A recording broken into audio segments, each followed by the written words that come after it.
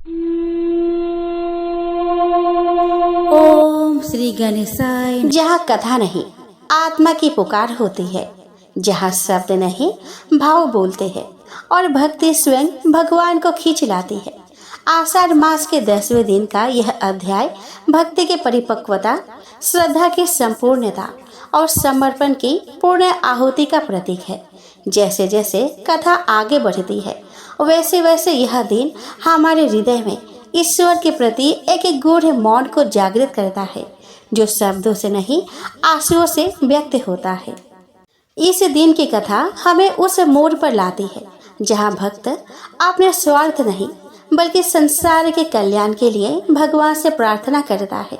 यह दिन दिखाता है कि सच्चा भक्त वह है जो केवल अपने लिए नहीं जीता बल्कि प्रभु के मार्ग पर चलकर दूसरों का भी पथ आलोकित करता है। कथा हमें सिखाती है कि जब मनुष्य का हृदय करुणा, त्याग और प्रेम से भर जाता है, तब वही हृदय भगवान का अस्थायी निवास बन जाता है। 10वां दिन एक आध्यात्मिक संदेश देता है कि भक्ति केवल साधना नहीं, सेवा है। हरि नाम केवल जप नहीं, जीवन का उद्देश्य है। कथा केवल सुनने की वस्तु नहीं, जीवन में उतारने योग्य सत्य है। इस दिन हम सीखते हैं कि सच्चा भक्त वह नहीं जो केवल बोलता है, बल्कि वह है जो भगवान के नाम को जीता है। यह कथा हृदय को झकझोर देती है और कहती है कि अब समय आ गया है, केवल श्रवण नहीं, अब चरित्र परिवर्तन की ओर कदम बढ़ाओ। तो आइए इस पवित्र 10वें दिन हरि कथा को केवल कानों से नहीं, हृदय से सुने और अपने जीवन को उस प्रभु चरणों में समर्पित कर दे जिनकी शरण ही कल्याण का मार्ग है। जय जय श्री हरि। दोस्तों, ब्रह्मा जी के पुत्र दक्ष प्रजापति की पत्नी प्रसूति थी।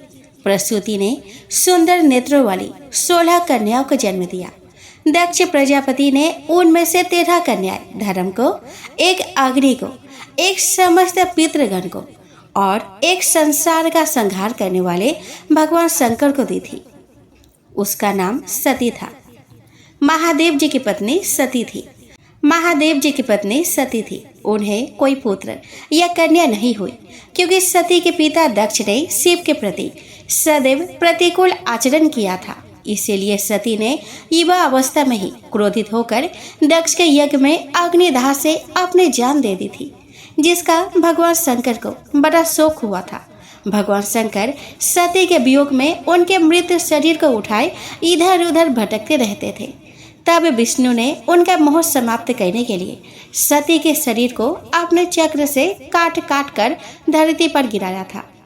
विदुर जी ने पूछा कि विप्रवर प्रजापति दक्ष तो अपने कन्याओं से बड़ा स्नेह रखते थे, फिर उन्होंने अपने कन्या सती के प्रति और भगवान महादेव के प्रति द्वेष भाव क्यों रखा? भगवान महादेव तो इस जगत के परम आराध्य देव है, फिर भला उनसे कोई बैर क्यों रखेगा?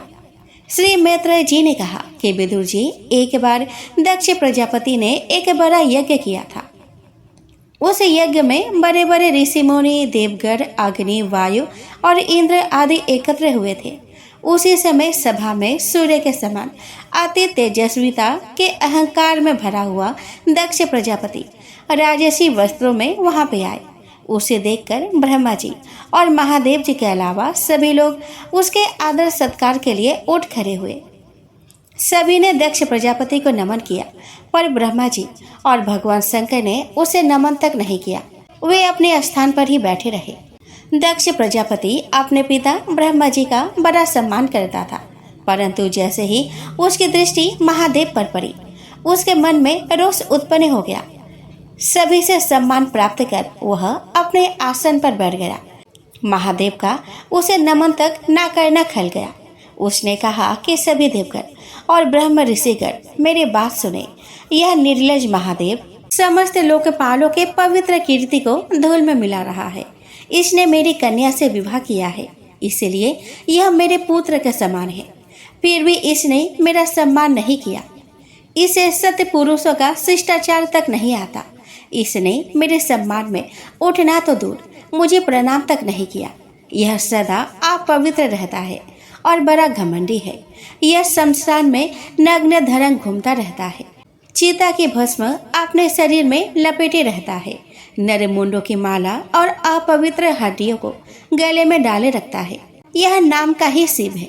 वास्तव में यह पूरा अशिव, वो अमंगलकारी नर पिशाच है। पता नहीं कैसे मैंने पिताश्री ब्रह्मा जी के बहकावे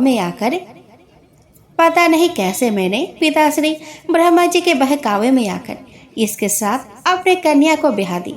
मुझे इस बात का बड़ा दुख है। श्री मैत्रेय जी बोले कि विदुर जी, इस प्रकार दक्ष ने महादेव जी को बहुत बुरा भला कहा, तथापि उन्होंने इसका कोई प्रतिकार नहीं किया। वे निश्चल भाव से बैठे रहे। इससे दक्ष का क्रोध और भी बढ़ गया। वह जल हाथ में लेकर शिव को श्राप देने के लिए तैयार हो गया। उसने कहा कि यह महादेव देवताओं में बड़ा अधम है। इसे अब से इंद्र, उपेंद्र आदि देवताओं के साथ यज्ञ का भाग न मिले। महादेव को दक्ष द्वारा श्राप दिए जाने का वहां पर उपस्थित सभासदों ने बड़ा विरोध किया, पर उसने किसी की भी नहीं सुनी। जब महादेव श्री शंकर जी के अनुयायी नंदेश्वर को दक्ष द्वारा दिए गए श्राप का पता चला तो उसने क्रोध में भरकर श्राप दिया कि दक्ष और वे ब्राह्मण जिन्होंने दक्ष के दुर्वचनों का अनुमोदन किया था, वे सभी इस मरण धर्म शरीर के द्वारा जीवन मरण के चक्र में फंसे हुए तत्व ज्ञान को भूल जाएंगे और पशुओं के समान अपना जीवन व्यतीत करेंगे। नंदेश्वर के श्राप को सुनकर ब्राह्मण कुल के भृगुजी ने पलटकर श्राप रूप ब्रह्मदंड दिया। जो लोग शिव भक्त है, वे वेदों के रक्षक ब्राह्मणों की निंदा करने वाले, वे श्री विष्णु के विरोधी है, वे पाखंडी है और भूतों के इष्ट देव महादेव के प्रति अनुरक्त है, वे सनातन धर्म के विरोधी कहे जाएंगे। विदुर जी, इस प्रकार भृगु ऋषि के द्वारा श्राप दिए जाने पर भगवान शंकर कुछ खीने होकर वहां से अपने समर्थकों के साथ चले गए। वहां उपस्थित श्रीहरि इस सारे प्रसंग में कुछ नहीं बोले। वहां उपस्थित सभी ऋषियों के वे उपास्य देव थे। उनके साथ मिलकर सभी ने यज्ञ संपन्न किया और गंगा यमुना के संगम पर स्नान करके यज्ञ भाग लेकर अपने अपने स्थानों को चले गए। श्री मैत्रेय जी ने कहा कि विदुर जी, इस प्रकार दक्ष और महादेव के बीच बैर भाव की नींव पड़ गई और धीरे धीरे वह पनपने लगा। इसी बीच ब्रह्मा जी ने दक्ष को सभी प्रजापतियों का अधिपति बना दिया। उससे उसका घमंड और भी अधिक बढ़ गया। उसने यज्ञ भाग भी शिव को नहीं दिया। एक बार दक्ष ने बृहस्पति सब नामक महायज्ञ किया। उस यज्ञ में उसने ब्रह्म ऋषियों, देव ऋषियों, पितरों, देवताओं आदि को परिवार सहित आमंत्रित किया, किंतु महादेव शिव को नहीं बुलाया। आकाश मार्ग से जाते हुए देवता लोग उस यज्ञ की चर्चा करते हुए कैलाश पर्वत पर होकर जा रहे थे। उसी समय सती ने उनके मुख से अपने पिता के यहाँ होने वाला महायज्ञ की चर्चा सुनी। इससे उसे भी बड़ी उत्सुकता हुई, तो उसने भगवान महादेव के पास जाकर कहा कि स्वामी, मैंने सुना है कि मेरे पिता के यहाँ एक बड़ा भारी यज्ञ उत्सव होने जा रहा है। सभी देवगण वहाँ पे जा रहे हैं। यदि आपकी इच्छा हो तो हम भी वहाँ पे चले। मेरी बहनें भी वहाँ पे आई होंगी। सभी से मिलना तो हो जाएगा। ऋषियों द्वारा श्रेष्ठ यज्ञ भी देखने को मिलेगा। इस समय अपने पिता के घर जाने के लिए मेरा मन बड़ा व्याकुल हो रहा है। अपनी प्रिय सती के वचन सुनकर भगवान शंकर ने मुस्कुराकर कहा कि प्रिय, पिता के यहाँ भी बिना बुलाए नहीं जाना चाहिए। विद्या, तप, धन, स्वस्थ शरीर, युवावस्था और उच्च कुल, ये सत्य पुरुषों के 6 लक्षण हैं, परंतु नीचे पुरुषों में यह अवगुण हो जाते हैं, क्योंकि इससे अभिमान बढ़ जाता है, विवेक बुद्धि नष्ट हो जाती है। इसी कारण महापुरुषों के प्रभाव को वे नहीं देख पाते। ऐसे लोग यदि अपने बंधु बांधव भी हो तो भी उनके पास कभी नहीं जाना चाहिए। हे देवी, शत्रु के बाणों से बिंध जाने के उपरांत भी इतनी पीड़ा नहीं होती जितनी ऐसे लोगों के कटु वचनों से होती है। यह मैं जानता हूँ कि तुम दक्ष की सबसे प्रिय पुत्री हो, किंतु तुम्हें वहाँ जाने पर उचित मान नहीं मिलेगा, क्योंकि तुम मेरी पत्नी हो और वे मुझसे ईर्ष्या रखते हैं। अहंकार शून्य महापुरुषों की समृद्धि देखकर जिसके हृदय में संताप होता है, वह पुरुष उनके परम पद को कभी प्राप्त नहीं कर सकता। जैसे दैत्यगण श्री हरि से बैर भाव रखते हैं, उसी प्रकार तुम्हारे पिता मुझसे कुढ़ते रहते हैं। प्रिय, तुम्हें यह पूछने का अधिकार है कि मैंने प्रजापतियों के सभा में तुम्हारे पिता का आदर क्यों नहीं किया। इसके लिए मेरा कहना यह है कि तत्वज्ञानी लोक व्यवहार अच्छी प्रकार जानते हैं। इसके लिए मेरा कहना यह है कि तत्वज्ञानी लोग व्यवहार अच्छी प्रकार जानते हैं।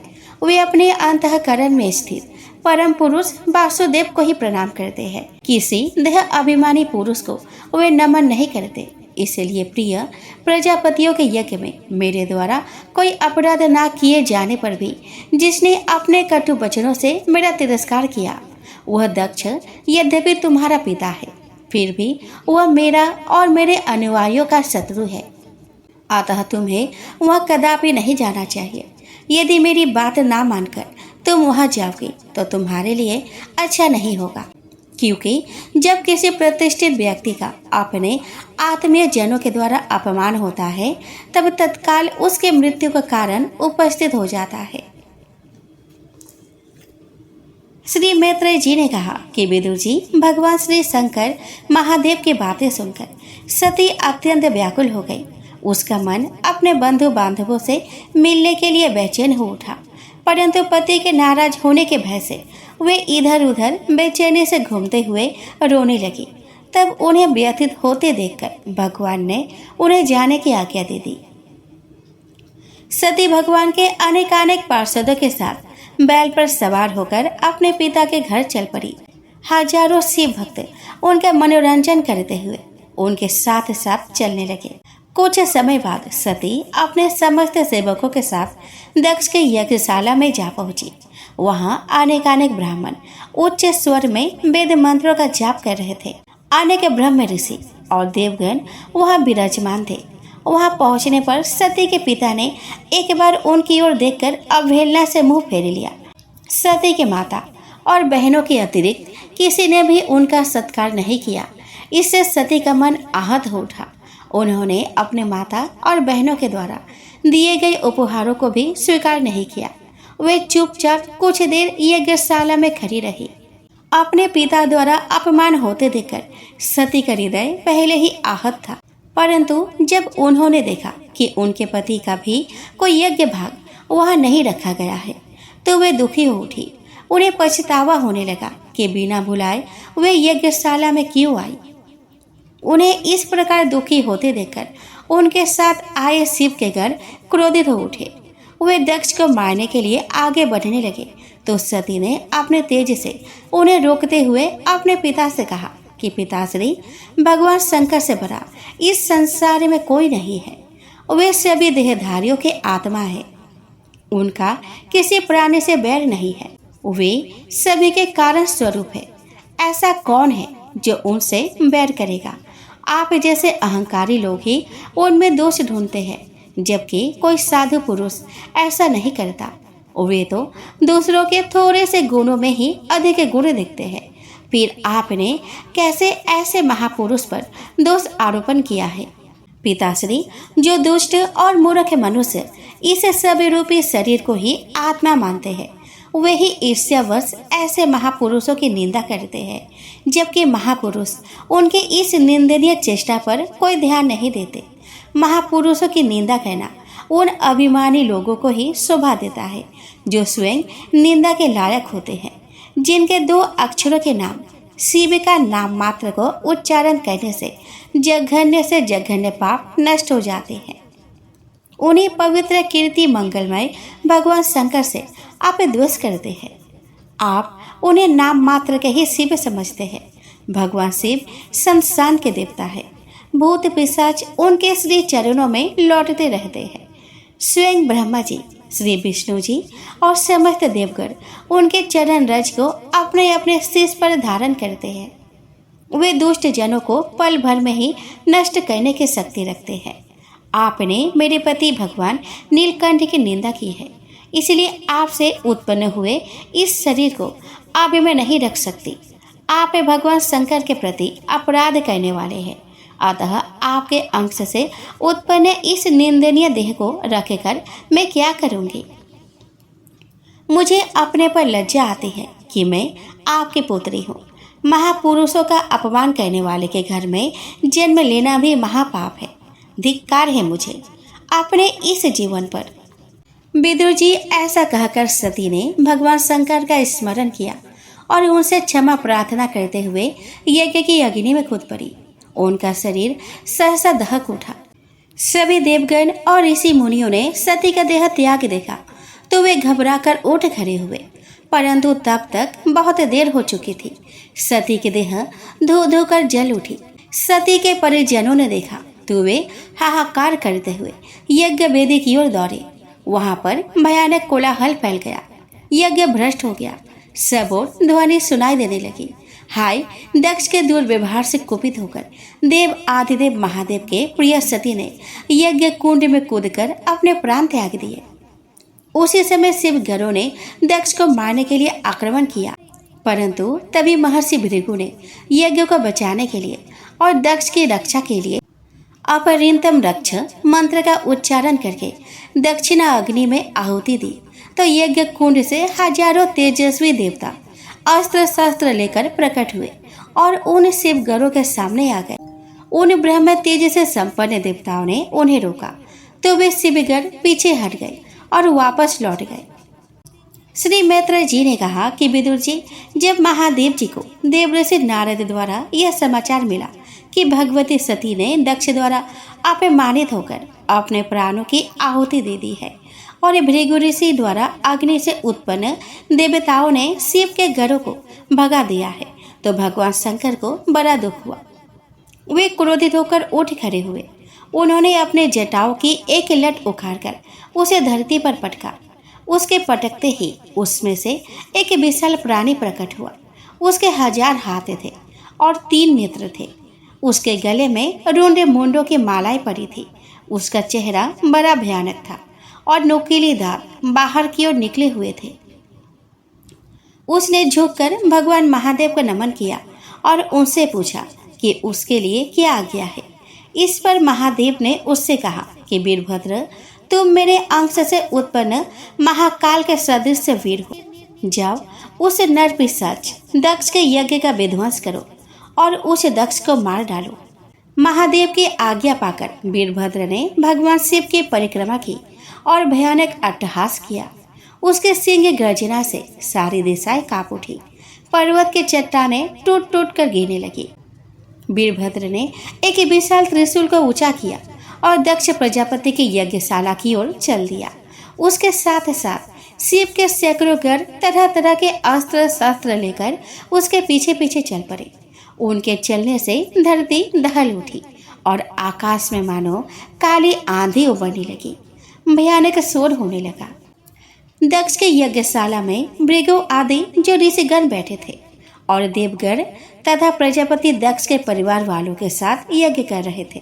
अचानक उत्तर दिशा की ओर उठती काली आंधी और शोर को सुनकर चिंतित हो उठे।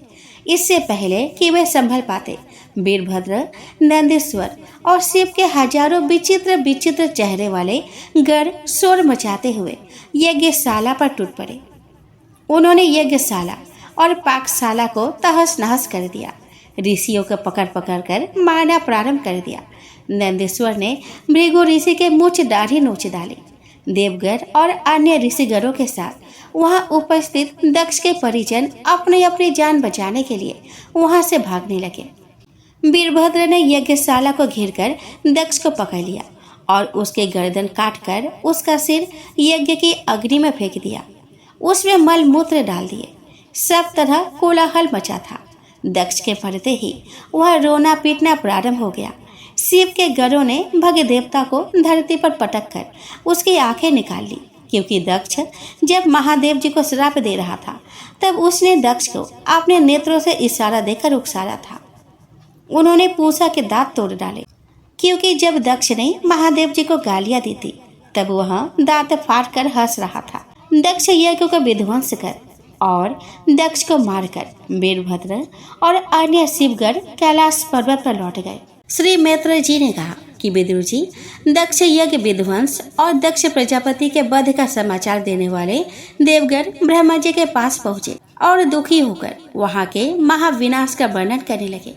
भगवान ब्रह्मा जी ने उनसे कहा कि वे और भगवान नारायण इस भावी उत्पात के बारे में जानते थे, इसीलिए वे वहाँ नहीं गए थे। दक्ष ने जैसा किया उसे उसी का फल मिला है।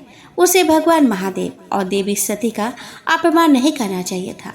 तुम लोगों ने भगवान शंकर का भाग ना देकर बड़ा ही पाप किया है। फिर भी यदि तुम लोग शुद्ध हृदय से भगवान शंकर के चरण पकड़कर क्षमा याचना कर लो तो वे तुम्हें अवश्य क्षमा कर देंगे। देखो, दक्ष के दूर वचनों से उनका हृदय पहले से ही आहत था। अब उनकी प्रिय पत्नी का वियोग उन्हें और भी अधिक दुखी कर रहा है। यदि तुम लोग यज्ञ को फिर से संपन्न कराना चाहते हो तो उन्हें उनके पास जाकर क्षमा मांगनी होगी। भगवान रुद्र परम भक्त वत्सल और स्वतंत्र है। उनकी शक्ति अपरिमित है। उनका सामर्थ्य के विषय में देवराज इंद्र, ऋषि मुनि और मैं तथा नारायण अच्छी तरह से जानते हैं। उन्हें शांत करने का दूसरा कोई उपाय नहीं है।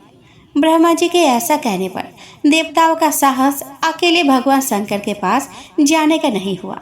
उन्होंने ब्रह्मा जी से साथ चलने की प्रार्थना की। तब ब्रह्मा जी उनको प्रजापतियों और पितरों के साथ लेकर कैलाश पर्वत गए। वह पर्वत प्राकृतिक सौंदर्य से भरपूर था।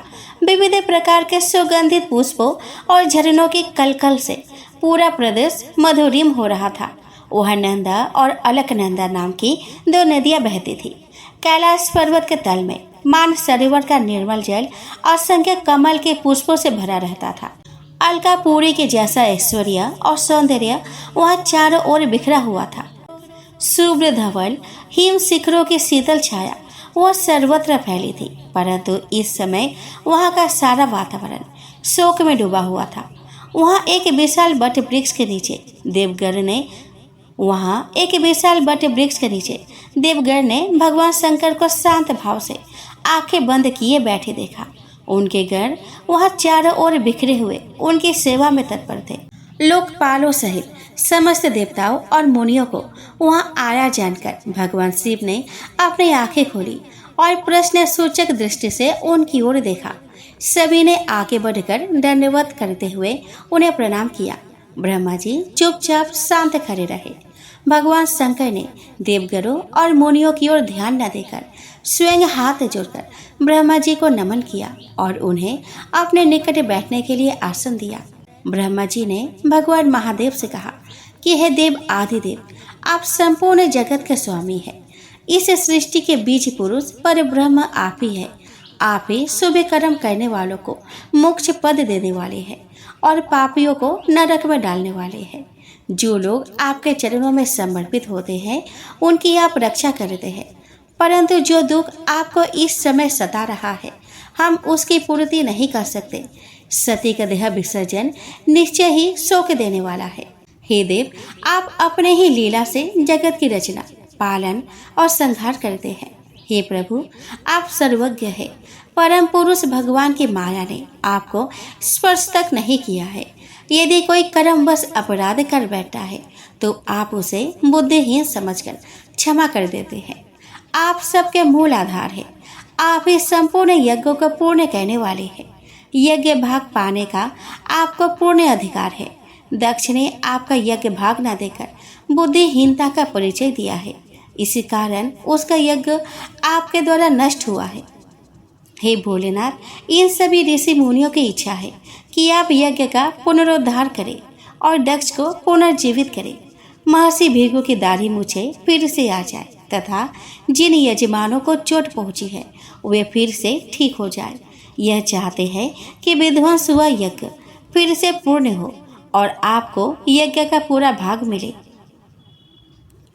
श्री मैत्रेय जी ने कहा कि विदुर जी, श्री ब्रह्मा जी के वाणी सुनकर भगवान ने मुस्कुराकर उनकी ओर देखा। वे कुछ पल तक उनकी ओर देखते रहे। उनके देखने से ब्रह्मा जी संकोच से भर उठे और नीचे की ओर देखने लगे। भगवान महादेव ने कहा कि प्रजापति, भगवान के माया से मोहित हुए उस नासमझ दक्ष के विषय में मैं कोई बात कहना नहीं चाहता। मैं उसे स्मरण भी नहीं करना चाहता। मैंने उसे जो दंड दिया है वह उसे सावधान करने के लिए ही दिया है। दक्ष प्रजापति का सिर जल गया है, उसे बकरे का सिर लगा दो। भगदेव मित्र देवता के नेत्रों से यज्ञ भाग देखेंगे। पूसा दांतों के बिना पीसा हुआ अन्न खाए, सभी देवगण के घायल अंग ठीक हो जाएंगे। जिन याज्ञिकों और यजमानों को चोट पहुंची है वे भी ठीक हो जाएंगे। भृगु जी को बकरे के दाढ़ी मूछ आ जाएंगे। विदुर जी इस प्रकार भगवान शंकर के वचन सुनकर सभी ऋषि मुनि देवगण और ब्रह्मा जी प्रसन्न होकर धन्य धन्य कहने लगे।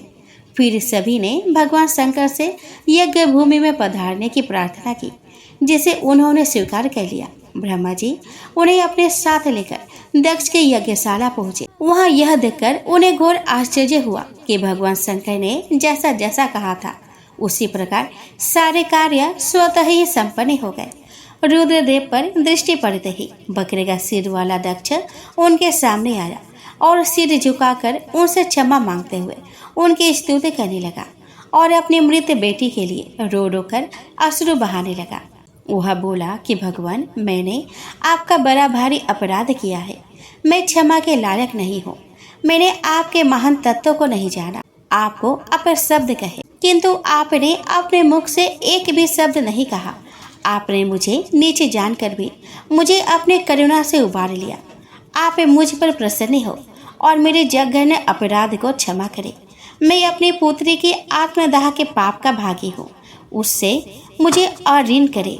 श्री मैत्रेय जी ने कहा कि विदुर जी दक्ष ने आशुतोष भगवान शंकर से अपने अपराध को क्षमा कराकर ब्रह्मा जी के कहने पर उपाध्याय और ऋत्विज आदि की सहायता से पुनः यज्ञ आरंभ किया। उन्होंने भगवान विष्णु का स्मरण किया तो भगवान गरुड़ पर सवार होकर वहां पे उपस्थित हो गए। भगवान विष्णु ने आगे बढ़कर ब्रह्मा जी को नमन किया और भगवान शंकर को अपने बाहों में भरकर प्रगाढ़ आलिंगन किया। फिर सभी ने मिलकर ब्रह्मा विष्णु और भगवान शंकर की स्तुति की और उनका यज्ञ भाग निकाला। दक्ष, ऋत्विज, यजमान, भृगु, इंद्र, यज्ञिकों, ऋषियों, सिद्धों, यजमानों की पत्नियां, लोकपालों, योगेश्वरों, अग्निदेव, गंधर्वों, विद्याधरों, ब्राह्मणों और अन्य देवताओं ने तीनों की समवेत स्तुति की। उन्होंने कहा कि हे प्रभु, आप शुद्ध, चिन्मय, भेद रहित और निर्भय है। भगवान रुद्र के प्रधान अनुचर नंदीश्वर के श्राप के कारण हमारी बुद्धि मलिन होकर कर्म कांड में फंसी हुई है, अतः हम आपके तत्व को नहीं जानते। आप हमारे आश्रयदाता है, हमारे कलेशों को दूर करने वाले हैं। हम आपको नमन करते हैं। आप अपने शरणागत भक्तों के तारनहार हैं। आप हम पर प्रसन्न हुए। हे अच्युत, आप जगत को प्रकाशित करने वाले तथा देवद्रोहियों का संहार करने वाले हैं। आपका यह रूप हमारे मन और नेत्रों को आनंद देने वाला है। हमने आपकी पूजा के लिए इस यज्ञ की रचना की है। हे यज्ञ मूर्ति, शमशान भूमि के समान उत्सव विहीन हुए हमारे इस यज्ञ को आपने अपनी कृपा से पुनः पवित्र किया है। आपकी लीला अपरंपार है। आप कर्म करते हुए भी उससे निर्लिप्त रहते हैं। स्वयं मायापति होकर भी आप माया से तटस्थ रहते हैं। हम बार बार आपको नमन करते हैं। हमारे अपराधों को क्षमा कर आप हम पर प्रसन्न होइए, हमारी रक्षा कीजिए। हे परमेश्वर, आप समस्त जीवों के अंतःकरण के साक्षी है। यह सारा जगत आपके द्वारा ही देखा जाता है। हे दयानिधि, जो पुरुष आपके विश्वरूप परमात्मा और जीवात्मा में भेद नहीं जानता, उससे अधिक प्रिय आपको और कोई नहीं है। आप भक्त वत्सल है, जो आप में स्वामी भाव रखकर आपकी सेवा करता है। उस पर आपकी कृपा सदैव बनी रहती है। आप ही धर्म के रक्षक हैं।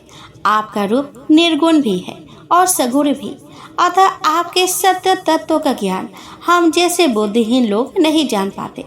आप कहीं तेजी से प्रज्वलित होकर श्रेष्ठ देवताओं के पास यज्ञ के घृत मिश्रित हवि पहुंच पाता है। आप साक्षात यज्ञ पुरुष है, यज्ञ की रक्षा करने वाले हैं।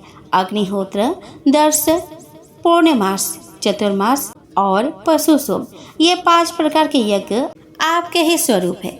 हम वेद मंत्रों से आपकी पूजा करते हैं और आपको नमन करते हैं। हे देव, आप आदि पुरुष है, आप ही इस जगत के उत्पत्ति करता, पालनहार और संहारक है। हे नाथ, हम सभी आपको प्रणाम करते हैं। हे प्रभु, हमारे अभिमान को नष्ट करो, हमारी रक्षा करो, इस यज्ञ को पूर्ण कराने में हमारी सहायता करो। विदुर जी इस प्रकार सभी के द्वारा श्री ब्रह्मा, श्री विष्णु और श्री शंकर भगवान की स्तुति करके और उनका आशीर्वाद प्राप्त करके उन्होंने यज्ञ पूरा किया और सभी देवताओं का अर्चन किया। फिर सभी का यथोचित यज्ञ भाग निकालकर उन्हें प्रदान किया। सभी देवताओं ने दक्ष को आशीर्वाद देते हुए कहा कि दक्ष, तुम्हारी सदा धर्म में बुद्धि और रुचि रहे, हमारा आशीर्वाद तुम्हारे साथ है। ऐसा कहकर सभी देवगण अपने अपने लोक को चले गए। बाद में सुनने में आया कि सती ने हिमालय की पत्नी मैना के गर्भ से जन्म लिया था। जो पुरुष भगवान शंकर का चरित्र शुद्ध हृदय से सुनता है, उसके सभी पापों का नाश हो जाता है।